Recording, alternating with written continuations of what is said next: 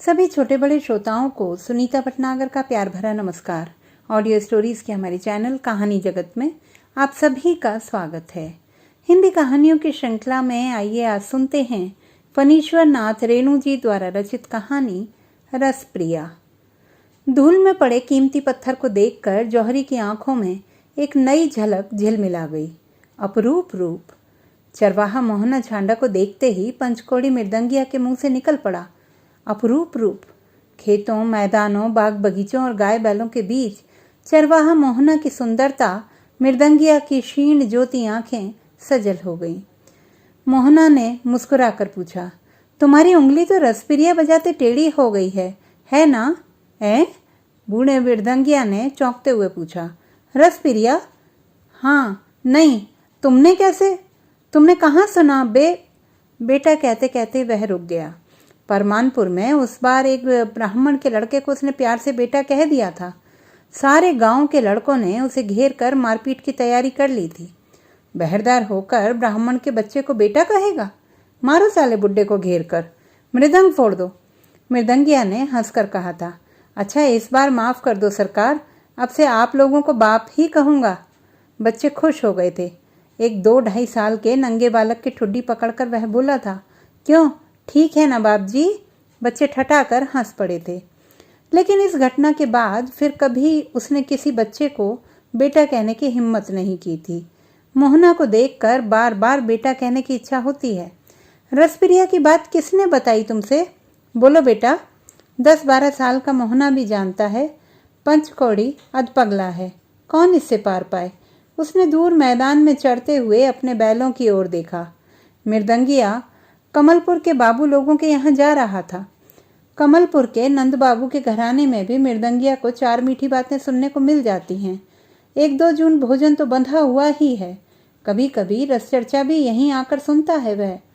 2 साल के बाद वह इस इलाके में आया है। दुनिया बहुत जल्दी जल्दी बदल रही है। आज सुबह शोभा मिसर के छोटे लड़के ने तो साफ साफ कह दिया, तुम जी रहे हो या थेथरई कर रहे हो मृदंगिया? हाँ, यह जीना भी कोई जीना है? निर्लज्जता है, और थेथरई की भी सीमा होती है। 15 साल से वह गले में मृदंग लटकाकर गांव गांव घूमता है, भीख मांगता है। दाहिने हाथ की टेढ़ी उंगली मृदंग पर बैठती ही नहीं है। मृदंग क्या बजाएगा? अब तो धा दिंग धा धा तिंग धा भी बड़ी मुश्किल से बजाता है। अतिरिक्त गांजा भांग सेवन से गले की आवाज़ बिल्कुल विकृत हो गई है। किंतु मृदंग बजाते समय विद्यापति की पदावली गाने की वह चेष्टा अवश्य करेगा।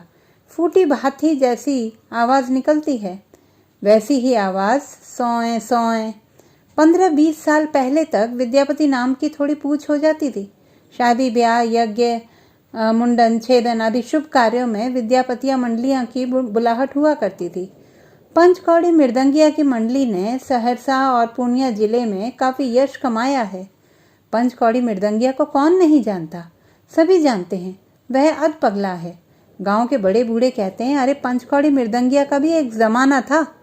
इस जमाने में मोहना जैसा लड़का भी है, सुंदर, सलोना और सुरीला। रसप्रिया गाने का आग्रह करता है। एक रसप्रिया गाओ ना मृदंगिया। रसप्रिया सुनोगे? अच्छा, सुनाऊंगा। पहले बताओ किसने? ए मोहना, बैल भागे, एक चरवाहा चिल्लाया। रे मोहना, पीठ की चमड़ी उधेड़ेगा करमू। अरे बाप, मोहना भागा। कल ही करमू ने उसे बुरी तरह पीटा है।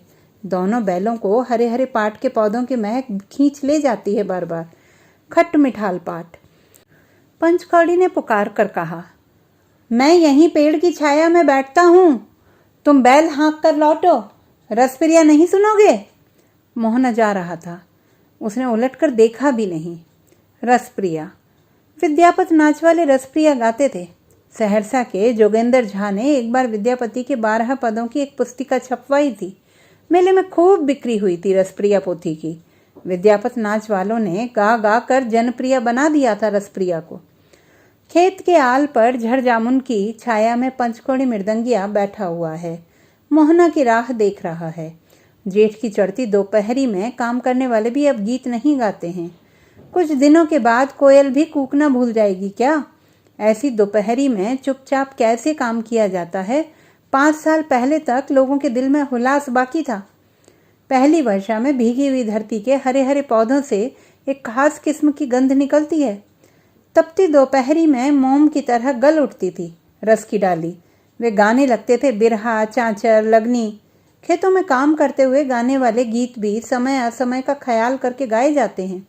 रिमझिम वर्षा में 12 मासा, चिलचिलाती धूप में बिरहा, चांचर और लगनी। हाँ रे, हल जोते हलवाया भैया रे, खुरपी रे चलावे मजदूर, यही पंथे धनी मोरा है रूसली। खेतों में काम करते हलवाहों और मजदूरों में से कोई बिरही पूछ रहा है कातर स्वर में। उसकी रूठी हुई धनी को इस राह से जाते देखा है किसी ने। अब तो दोपहरी नीरस करती है, मानो किसी के पास एक शब्द भी नहीं रह गया है। आसमान में चक्कर काटते हुए एक चील ने टेहकारी भरी थी। टीही टीही, मृदंगिया ने गाली दी। शैतान! उसको छोड़कर मोहना दूर भाग गया है। वह आतुर होकर प्रतीक्षा कर रहा है। जी करता है दौड़कर उसके पास चला जाए। दूर चढ़ते हुए मवेशियों के झुंडों की ओर बार बार वह बेकार देखने की चेष्टा करता है। सब धुंधला। उसने अपनी झोली टटोल कर देखा। आम है, मूढ़ी है। उसे भूख लगी। मोहन के सूखे मुंह की याद आई और भूख मिट गई। मोहना जैसे सुंदर सुशील लड़कों की खोज में ही उसकी जिंदगी के अधिकांश दिन बीते हैं। विदापत नाच में नाचने वाले नटुआ का अनुसंधान खेल नहीं है। सवर्णों के घर में नहीं, छोटी जाति के लोगों के यहाँ मोहना जैसे लड़की मुहा लड़के हमेशा पैदा नहीं होते। ये अवतार लेते हैं समय समय पर, ज्यादा ही। मैथिल ब्राह्मणों, कायस्थों और राजपूतों के यहाँ विद्यापत वालों की बड़ी इज्जत होती थी। अपनी बोली मिथिलास में नटुआ के मुंह से जन्म अवधि हम रूप निहारल सुनकर वे निहाल हो जाते थे। इसलिए हर मंडली का मूलगैन नटुआ की खोज में गांव गांव भटकता फिरता था। ऐसा लड़का जिसे सजा धजा कर नाच में उतारते ही दर्शकों में एक फुसफुसाहट फैल जाए। ठीक ब्राह्मणी की तरह लगता है ना? मधुकांत ठाकुर की बेटी की तरह ना? छोटी चंपा जैसी सूरत है। पंचकौड़ी गुनी आदमी है। दूसरी मंडली में मूलगैन और मृदंगिया की अपनी अपनी जगह होती है। पंचकौड़ी मूलगैन भी था और मृदंगिया भी। गले में मृदंग लटकाकर बजाते हुए वह गाता था और नाचता भी था। एक सप्ताह में ही नया लड़का भांवरी देकर प्रवेश में उतरने योग्य नाच सीख लेता था। नाच और गाना सिखाने में कभी कठिनाई नहीं हुई। मृदंग के स्पष्ट बोल पर लड़कों के पांव स्वयं ही थिरकने लगते थे। लड़कों के जिद्दी माँ बाप से निपटना मुश्किल व्यापार होता था। विशुद्ध मैथिली में और भी शहद लपेट कर वह फुसलाता था।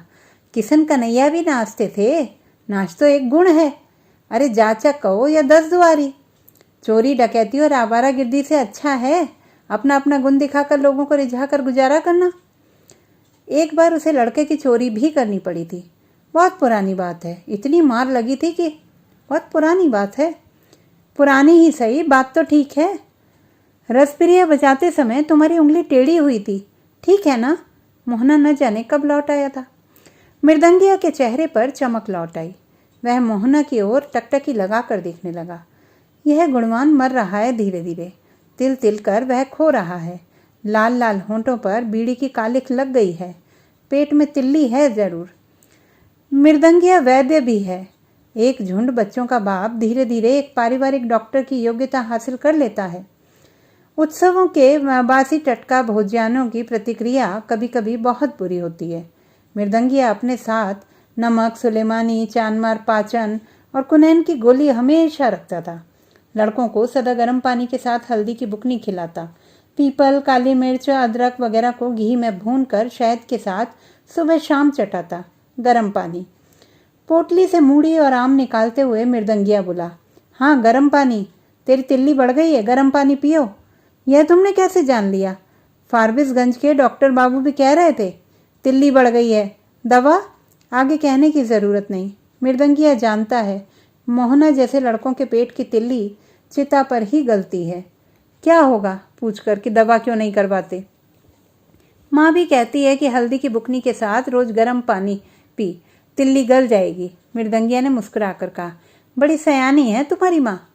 केले के सूखे पत्तलों पर मूढ़ी और आम रखकर उसने बड़े प्यार से कहा, आओ एक मुट्ठी खा लो। नहीं, मुझे भूख नहीं। किंतु मोहना की आंखों से रह रहकर कोई झांकता था। मूढ़ी और आम को एक साथ निगल जाना चाहता था।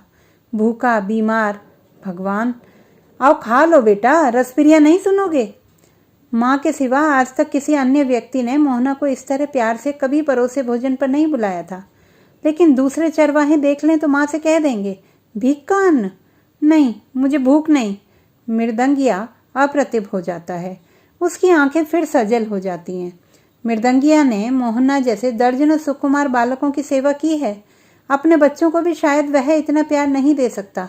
और अपना बच्चा, अपना पराया, अब तो सब अपने सब पराए। मोहना, कोई देख लेगा तो क्या होगा? माँ से कह देगा, तुम भीख मांगते हो ना? कौन भीख मांगता है? मृदंगिया के आत्मसम्मान को इस भोले लड़के ने बेवजह ठेस लगा दी। उसके मन की झांपी में कुंडली मारकर सोया हुआ सांप फन फैलाकर फुफकार उठा, ए साला, मारेंगे तो तमाचा की, गाली क्यों देते हो? मोहना ने डरते डरते प्रतिवाद किया। वह उठ खड़ा हुआ। पागलों का क्या विश्वास। आसमान में उड़ती हुई चील ने फिर टेंकारी भरी, टी टी। मोहना, मृदंगिया की आवाज गंभीर हो गई। मोहना जरा दूर जाकर खड़ा हो गया। किसने कहा तुमसे कि मैं भीख मांगता हूँ? मृदंग बजाकर, पदावली गाकर, लोगों को रिझाकर पेट पालता हूँ। तुम ठीक कहते हो, भीख का ही अन्न है यह, भीख का ही फल है यह। मैं नहीं दूंगा, तुम बैठो, मैं रसप्रिया सुना दूं? मृदंगिया का चेहरा धीरे धीरे विकृत हो रहा है। आसमान में उड़ने वाली चील अब पेड़ की डाली पर आ बैठी है। टीहिक टीहिक। मोहना डर गया। एक डग, दो डग दे दौड़ा। वह भागा। 1 बीघा दूर जाकर उसने चिल्लाकर कहा, डायन ने बाण मारकर तुम्हारी उंगली टेढ़ी कर दी है। झूठ क्यों कहते हो कि रसपिरिया बजाते समय? कौन है ये लड़का? कौन है ये मोहना? रंपतिया भी कहती थी डायन ने बाण मार दिया है। मोहना, मोहना ने जाते जाते चिल्लाकर कहा, करेला। अच्छा, तो मोहना यह भी जानता है कि मृदंगिया करेला कहने से चिढ़ता है। कौन है ये मोहना? मृदंगिया आतंकित हो गया। उसके मन में एक अज्ञात भय समा गया। वह थर थर कांपने लगा। उसमें कमलपुर के बाबुओं के यहाँ जाने का उत्साह भी नहीं रहा। सुबह शोभा मिश्र के लड़के ने ठीक ही कहा था। उसकी आंखों से आंसू झरने लगे। जाते जाते मोहना डंक मार गया था। उसके अधिकांश शिष्यों ने ऐसा ही व्यवहार किया है उसके साथ। नाच सीख कर फुर्र से उड़ जाने का बहाना खोजने वाले एक एक लड़के की बातें उसे याद हैं। सोनम ने तो गाली ही दी थी, गुरुगिरी कहता है चोट्टा। रंपतिया आकाश की ओर हाथ उठाकर बोली थी, हे दिनकर, साक्षी रहना, मृदंगिया ने फुसलाकर मेरा सर्वनाश किया है। मेरे मन में कभी चोर नहीं था। हे सूरज भगवान, इस 10 दुआरी कुत्ते का अंग अंग फूट कर। मृदंगिया ने अपनी टेढ़ी उंगली को हिलाते हुए एक लंबी सांस ली। रंपतिया, जोधन गुरुजी की बेटी रंपतिया। जिस दिन वह पहले पहल जोधन की मंडली में शामिल हुआ था, रंपतिया 12वें में पांव रख रही थी। बाल विधवा रंपतिया पदों का अर्थ समझने लगी थी। काम करते करते वह गुनगुनाती, नव अनुरागिनी राधा, किछु नाही मानव बाधा। मृदंगिया मूल गैनी सीखने गया था और गुरुजी ने उसे मृदंग थमा दिया था। 8 वर्ष तक तालीम पाने के बाद जब गुरुजी ने स्वजात पंचकोड़ी से रंपतिया के चुमौना की बात चलाई तो मृदंगिया सभी ताल मात्रा भूल गया। जोधन गुरुजी से उसने अपनी जात छिपा रखी थी। रंपतिया से उसने झूठा प्रेम किया था। गुरुजी की मंडली छोड़कर वह रातों रात भाग गया। उसने गांव आकर अपनी मंडली बनाई, लड़कों को सिखाया, पढ़ाया और कमाने खाने लगा। लेकिन वह मूल ज्ञान नहीं हो सका कभी, मृदंगिया ही रहा सब दिन। जोधन गुरुजी की मृत्यु के बाद एक बार गुलाब बाग मेले में रंपतिया से उसकी भेंट हुई थी। रंपतिया उसी से मिलने आई थी। पंचकौड़ी ने साफ जवाब दे दिया था, क्या झूठ फरेब जोड़ने आई है? कमलपुर के नंद बाबू के पास क्यों नहीं जाती? मुझे उल्लू बनाने आई है? नंद बाबू का घोड़ा 12 बजे रात को चीख उठी थी रंपतिया, पांचो चुप रहो। उसी रात रसपिरिया बजाते समय उसकी उंगली टेढ़ी हो गई थी। मृदंग पर जमनिका देकर वह परवेश का ताल बजाने लगा। नटुआ ने 1.5 मात्रा बेताल होकर प्रवेश किया तो उसका माथा ठनका। परवेश के बाद उसने नटुआ को झिड़की दी, ऐसा साला थप्पड़ों से गाल लाल कर दूंगा। और रसप्रिया की पहली कड़ी ही टूट गई। मृदंगिया ने ताल को संभालने की बहुत चेष्टा की, मृदंग की सूखी चमड़ी जी उठी। दाहिने पूरे पर लावा पर ही फूटने लगे और तल कटते कटते उसकी उंगली टेढ़ी हो गई। झूठी टेढ़ी उंगली। हमेशा के लिए पंचकौड़ी की मंडली टूट गई। धीरे धीरे इलाके से विद्यापति नाच ही उठ गया। अब तो कोई भी विद्यापति की चर्चा भी नहीं करता। धूप पानी से परे पंचकौड़ी का शरीर ठंडी महफिलों में ही पनपा था। बेकार जिंदगी में मृदंग ने बड़ा काम दिया। बेकारी का एकमात्र सहारा मृदंग। एक युग से वह गले में मृदंग लटकाकर भीख मांग रहा है। धातिंग धातिंग। वह एक आम उठाकर चूसने लगा। लेकिन लेकिन लेकिन मोहना को डायन की बात कैसे मालूम हुई? उंगली टेढ़ी होने की खबर सुनकर रंपतिया दौड़ी आई थी। घंटों उंगली को पकड़कर रोती रही थी। हे दिनकर, किसने इतनी बड़ी दुश्मनी की? उसका बुरा हो। मेरी बात लौटा दो भगवान। गुस्से में कही हुई बातें। नहीं नहीं पांचू, मैंने कुछ भी नहीं किया है। जरूर किसी डायन ने बान मार दिया है। मृदंगिया ने आंखें पोंछते हुए सूरज की ओर देखा। इस मृदंग को कलेजे से सटाकर रंपतिया ने कितनी रातें काटी हैं। मृदंग को उसने अपनी छाती से लगा लिया। पेड़ की डाली पर बैठी हुई चील ने उड़ते हुए जोड़े से कहा, टिहीक। ऐस साला, उसने चील को गाली दी। तंबाकू चुनिया कर मुंह में डाल ली और मृदंग के पुरे पर उंगलियां नचाने लगा। धीरे नागी धीरे नागी धीरे नागी धिनता। पूरी जमनी का वह नहीं बजा सका। बीच में ही ताल टूट गया। अके आहा! सामने झरबेरी के जंगल के उस पार किसी ने सुरीली आवाज में बड़े समारोह के साथ रसप्रिया की पदावली उठाई थी। नव वृंदावन नव तरुगन नव नव विकसित फूल। मृदंगिया के सारे शरीर में एक लहर दौड़ गई। उसकी उंगलियां स्वयं ही मृदंग के पुरे पर थिरकने लगी। गाय बैलों के झुंड दोपहर की उतरती छाया में आकर जमा होने लगे। खेतों में काम करने वालों ने कहा, पागल है, जहां जी चाह बैठकर बजाने लगता है। बहुत दिन के बाद लौटा है। हम तो समझते थे कि कहीं मर खप गया। रसप्रिया की सुरीली रागिनी ताल पर आकर कट गई। मृदंगिया का पागलपन अचानक बढ़ गया। वह उठकर दौड़ा। झरबेरी की झाड़ी के उस पार कौन है? कौन है यह शुद्ध रसप्रिया गाने वाला?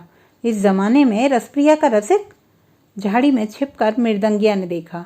मोहना तन्मय होकर दूसरे पद की तैयारी कर रहा है। गुनगुनाहट बंद करके उसने गले को साफ किया।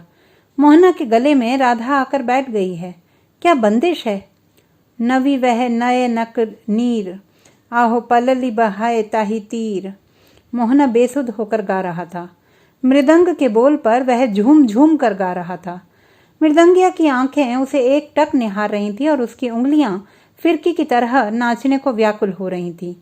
40 वर्ष का अधपागल युगों के बाद भावावेश में नाचने लगा। रह रह कर वह अपनी विकृत आवाज में पदों की कड़ी घड़ता। फोए फोए सोए सोए, धीरी नागी धिनता, दुह रसमय तन गुने नहीं और, लागल दुहुक न भांगए जोर। मोहना के आधे काले और आधे लाल होंठों पर नई मुस्कुराहट दौड़ गई। पद समाप्त करते हुए वह बोला, इस टेढ़ी उंगली पर भी इतनी तेजी? मोहना हाँफने लगा। उसकी छाती की हड्डियां, उफ!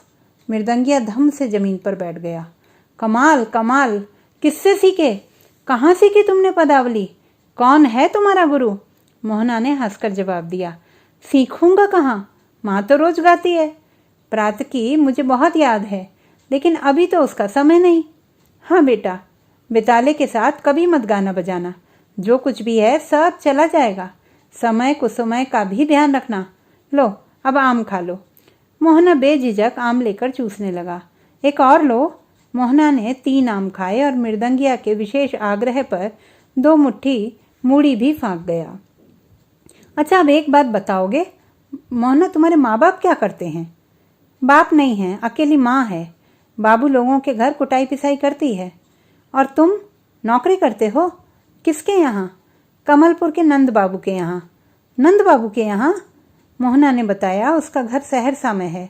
तीसरे साल सारा गांव की कोसी मैया के पेट में चला गया था। उसकी माँ उसे लेकर अपने ममहर आई है कमलपुर। कमलपुर में तुम्हारी माँ के मामू रहते हैं? मृदंगिया कुछ देर चुपचाप सूर्य की ओर देखता रहा। नंद बाबू, मोहना, मोहना की माँ। डायन वाली बात तुम्हारी माँ कह रही थी? हाँ, और एक बार सामदेव झा के यहाँ जनेऊ में तुमने गिरधर पट्टी मंडली वालों का मृदंग छीन लिया था, बेताला बजा रहा था, ठीक है ना? मृदंगिया की खिचड़ी दाढ़ी मानो अचानक सफ़ेद हो गई। उसने अपने को संभाल कर पूछा, तुम्हारे बाप का नाम क्या है? अजोदा दास। अजोदा दास? बूढ़ा अजोदा दास, जिसके मुंह में न बोल न आंख में लोर, मंडली में गठरी ढोता था, बिना पैसे का नौकर बेचारा अजोदा दास। बड़ी सयानी है तुम्हारी माँ। एक लंबी सांस लेकर मृदंगिया ने अपनी झोली से एक छोटा बटुआ निकाला। लाल पीले कपड़ों के टुकड़ों को खोलकर कागज की एक पुड़िया निकाली उसने। मोहना ने पहचान लिया। लोट? क्या है? लोट? हाँ, नोट हैं। कितने रुपए वाला है? 5 टकिया हैं? 10 टकिया? जरा छूने दोगे? कहाँ से लाए? मोहना एक ही सांस में सब कुछ पूछ गया। सब 10 टकिया हैं? हाँ, सब मिलाकर 40 रुपए हैं। मृदंगिया ने एक बार इधर उधर निगाहें दौड़ाई, फिर फुसफुसाकर बोला, मोहना बेटा, फारबिसगंज के डॉक्टर बाबू को देकर बढ़िया दवा लिखा लेना। खट्टा मीठा परहेज करना, गर्म पानी जरूर पीना। रुपए मुझे क्यों देते हो? जल्दी रख ले, कोई देख लेगा। मोहना ने भी एक बार चारों ओर नजर दौड़ाई। उसके होंठों की कालेख और गहरी हो गई। मृदंगिया बोला, बीड़ी तंबाकू भी पीते हो? खबरदार। वह उठ खड़ा हुआ। मोहना ने रुपए ले लिए। अच्छी तरह गांठ बांध ले, माँ से कुछ मत कहना। और हाँ, यह भीख का पैसा नहीं है बेटा, यह मेरी कमाई के पैसे हैं, अपनी कमाई के। मृदंगिया ने जाने के लिए पांव बढ़ाया। मेरी माँ खेत में घास काट रही है, चलो ना, मोहना ने आग्रह किया। मृदंगिया रुक गया, कुछ सोच कर बोला, नहीं मोहना, तुम्हारे जैसा गुणवान बेटा पाकर तुम्हारी माँ महारानी है, मैं महाभिकारी 10 दुआरी हूँ।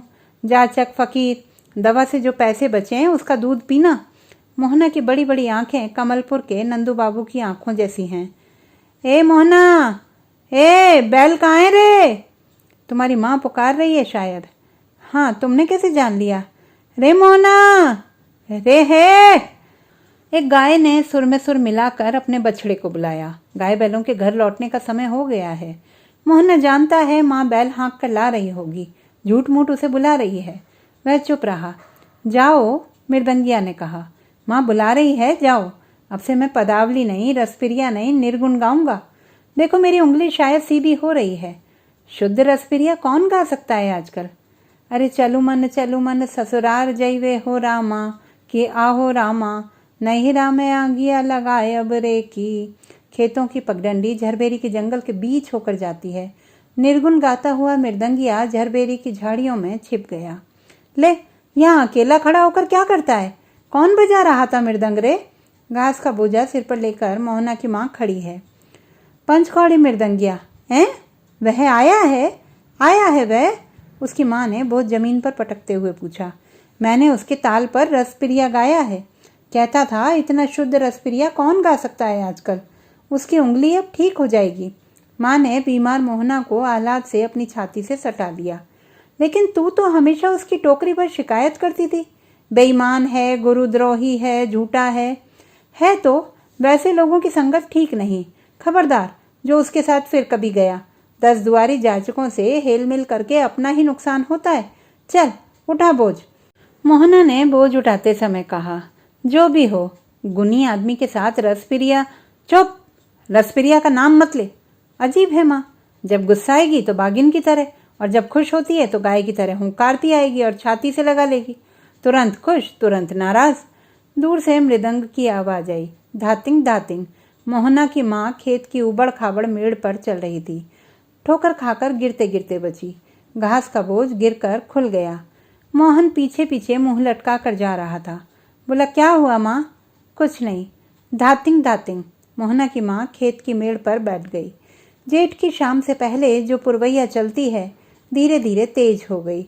मिट्टी की सुगंध हवा में धीरे धीरे घुलने लगी। धातिंग धातिंग। मृदंगिया और कुछ बोलता था बेटा। मोहना की माँ आगे कुछ बोल ना सकी। कहता था तुम्हारे जैसा गुणवान बेटा, झूठा बेईमान। मोहना की माँ आंसू पोंछ कर बोली, ऐसे लोगों की संगत कभी मत करना। मोहना चुपचाप खड़ा रहा। तो दोस्तों, ये थी हमारी आज की कहानी। आपको कैसी लगी कमेंट बॉक्स में लिखना ना भूलें। चैनल को सब्सक्राइब करें, लाइक करें और मित्रों के साथ शेयर करें।